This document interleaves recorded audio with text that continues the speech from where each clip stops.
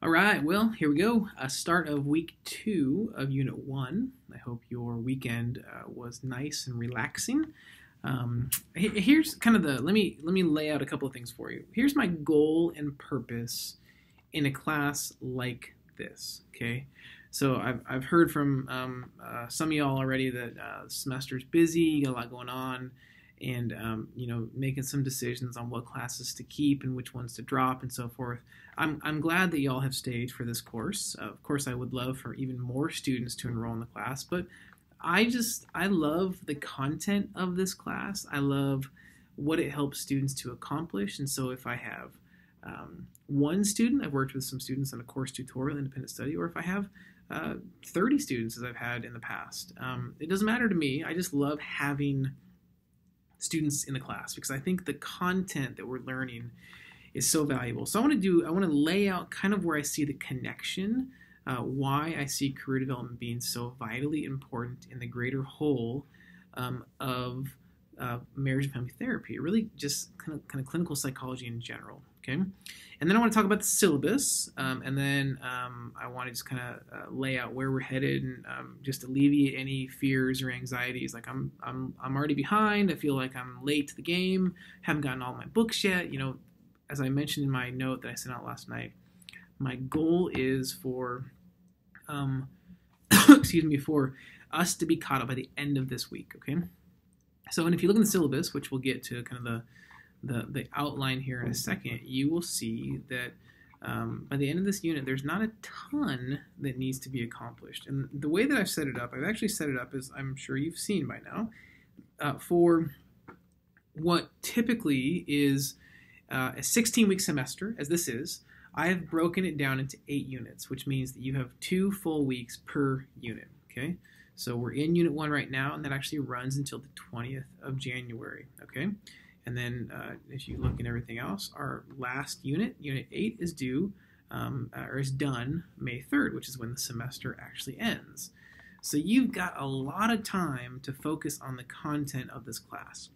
And I do that intentionally because I want you to feel like even when you get online or you're reading your books, that you are not rushed, that you can actually take, a bit of a kind of a sigh of relief, take a bit of a deep breath, that this is going to be some fun reading, some new reading, and I hope you would even say some exciting reading that will complement the rest of your studies, okay?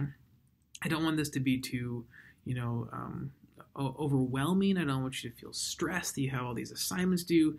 If you look at the content, there's not a lot of papers because I don't know that necessarily the way that we learn is going to take place by writing lots of papers. This is a very practical degree, right? This MFT. This is a very practical course.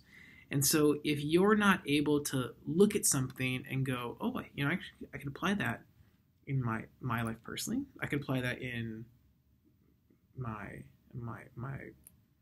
significant other's life personally. I could apply that in my workplace, right? I could apply that even in therapy and counseling. If you can't say that about something that you learned last night tomorrow, well, then I don't know this isn't necessarily practical as it is. So I've been teaching this class for the last almost 8 years now. Developed the class in the fall of 2011, taught it for the first time in the spring of 2012, and I've been teaching it almost every semester since then, okay? And over the years of teaching the class, I was also teaching other courses and directed a number of academic programs at APU, directed mainly undergraduate programs, but put a number of classes and programs online at the institution. And this past year, I kind of came to this place where I said, I like to teach the content. I really do. I really, really, really like to teach the content. But I really like to do the thing that I'm teaching. And so I actually made a decision. I said, I'm going to leave the faculty full-time where I was. I was overseeing multiple programs and teaching multiple classes per semester, live in person in the classroom. And I loved all that. But I said, I just want to do. I don't want to just teach, I want to do. And so here I am. I'm sitting in my office. I work at Claremont Graduate University. I'm the Career Strategy Associate Director for the Drucker School of Management. I get to do career development every single day. And frankly, it's kind of a dream come true. It's an amazing job that I love more and more every day. I've got an incredible team. My students are awesome. I just love the work that I'm doing, okay? and I get to teach it. And so I get to stay relevant. I get to stay up to date. I actually co-led a retreat with a couple of different career offices this last week on Friday. And we had a case study that I actually pulled from one of the textbooks that I use. And so it's helping not just myself, but my colleagues to stay sharp, to stay on top of kind of the trends in industry and where is the literature taking us, and what are some things that are still very relevant. And so what theories and what techniques have come from even half a decade ago, if not more than that, and how can we then use them and put them into practice in our everyday career development, career counseling work that we're doing today, right? So John Holland, he was well known in the 50s. His theoretical framework and his approach and techniques are still being utilized today. So we'll read about John Holland. We'll read about the Holland Codes and different things here in the future. But I just love this content because I see how work can really transform lives. But I also see how we have, I think, a distorted view of work sometimes. I think we think wrongly, if you will, about work. And so this video, hopefully you watched on the homepage of your Canvas account, is this backwards brain bicycle. And a lot of what we do in a class like this, or really in education in general, in fact, I think it was Chesterton that said the goal of education is not learning or to learn. The goal of education is to unlearn. But I would argue that taking it a step further than that, it's not just to unlearn, but it's to relearn. And so you may come into this class thinking, well, I know everything about career because I have a job, or I know people that have jobs, or I'm not concerned with helping people get jobs. No, that's fine. But what you may find is that you're unlearning some things. Maybe there's been some unconscious bias that you have towards certain types of jobs. Mike Rowe talks to that, right? This idea that these blue-collar jobs are less than, that they're not as desirable. I want the academic, kind of the theoretical, I want the mind work, the intellectual work, right? So what we see, back in the philosophers, Aristotle and Plato and these folks, and even I think today we see that a lot of times in the academic ivory tower of universities and colleges. We think that our work is more important. Well, I don't think that it's fair to say that our work is more important, because we need all elements of work. I saw an article just a couple of days ago, and I know it's an older article, but it talks about, we have signing day for student athletes, right? They're signing to go play at some, college, whether it's basketball or baseball or softball or who knows, soccer. And instead I saw there was a signing day for these high school students to sign that they're going into blue-collar industry work. And I think we need to celebrate this work because we don't do that quite enough. So I hope that as you progress through the course, you will not just unlearn some things, but you'll relearn some new things.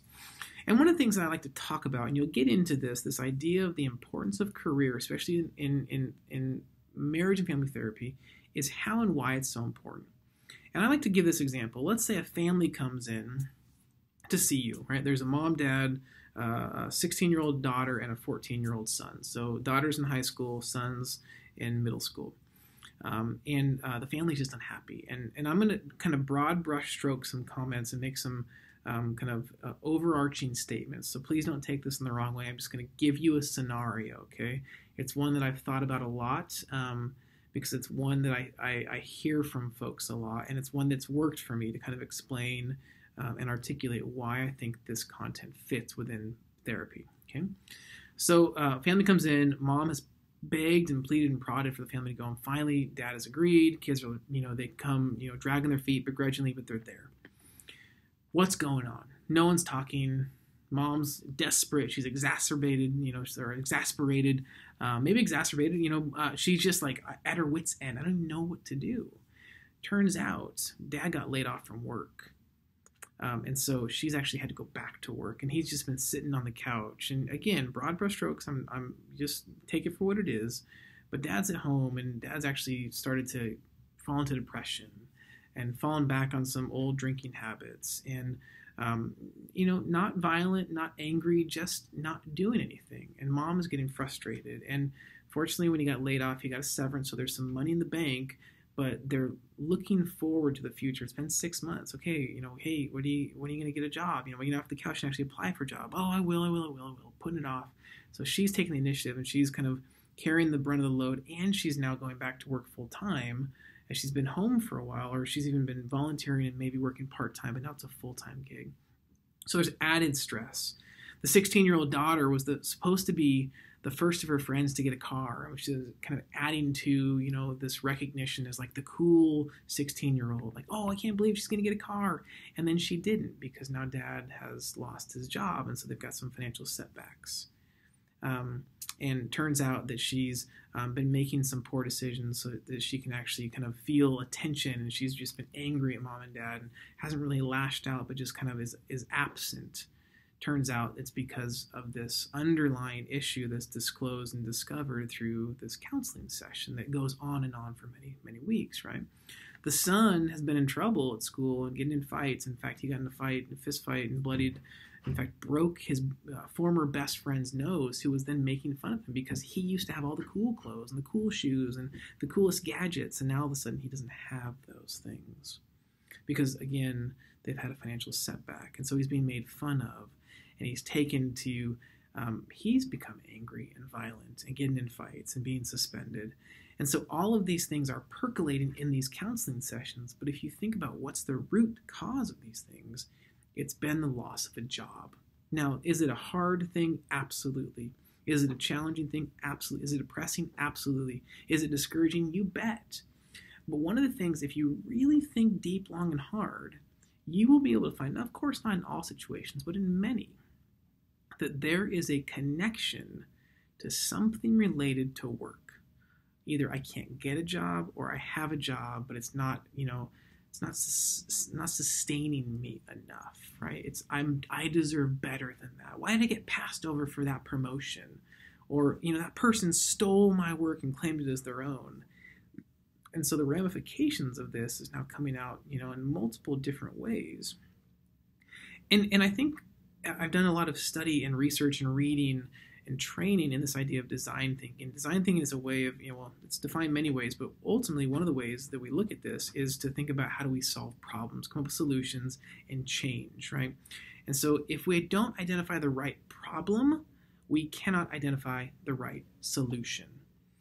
And so when we're in these sessions, my hope is, and I know that's a very brief overview, but my hope would be that you will be more in touch with, keen on asking these career-related questions of your clients. You may never be a full-time career counselor. That's fine. We're not even training you to be that. We're just here to scratch the surface. But my hope would be that you would have this in the back of your mind and go, okay, I need to ask certain questions based upon my career development training that I may not have thought about before. Because there is all sorts of connections to marriage and family therapy, to those dynamics in career development. And we will explore those dynamics in a class like this. So that's why I value what we do so much. Work is so important. There's nothing, or I should say there's very few things in life that will change someone's life for the better than getting a good job. And there's very few things in life that will affect you in such a negative way as will losing a job. In fact, you'll read in Wrath and Harder that some of the research indicates that there is a chance that losing a job may be more difficult to overcome than losing a loved one. Now, that's some significant statements, but I think there is an element of truth to that. So I hope that you'll pay attention, hope that you'll really lean in, you'll dig in, you'll engage in the context. I think it's so valuable. All right. So this week, again, we've got a couple things we're going to take care of. Okay. We're going to look at roots, growth, and trends of career development intervention. You're going to be in Tang, Chapter 1. Again, just get caught up by the end of the week. If you didn't get everything in on Sunday night, that's fine. I just want you to be caught up by the end of this week, okay? I want us to spend some time there. We're going to spend some time reading Schwen, Bass, the preface, the introduction, the prologue, and you'll see in Appendix, I think it's A, right, in the syllabus, what it is that I want you to read in each of the sections, okay? So you can read everything if you want, but just know that all I'm asking for you to read is just what's included in that appendix, okay? But make sure you do read nothing less than that, although, of course, you can read whatever you want, which would be potentially more than that, okay? So by the end of really was this unit, you'll have the well-being assessment, just the results submitted. You'll have your Schwen and Bass entry and discussion, and then you'll go back and forth. There's only 3 of us in the class, so you'll engage with everybody in the course, and then you've got your first case study from Tang, okay? That's it. That's all that's due in Unit 1. And then you've got your reading, and I hope that you just dig in, look around Canvas. I know I'm going to post things week by week, or I guess unit by unit, but it's a fun class. I'm looking forward so much to learning with you. If you have any questions, please let me know. If not, I look forward to seeing you online this week.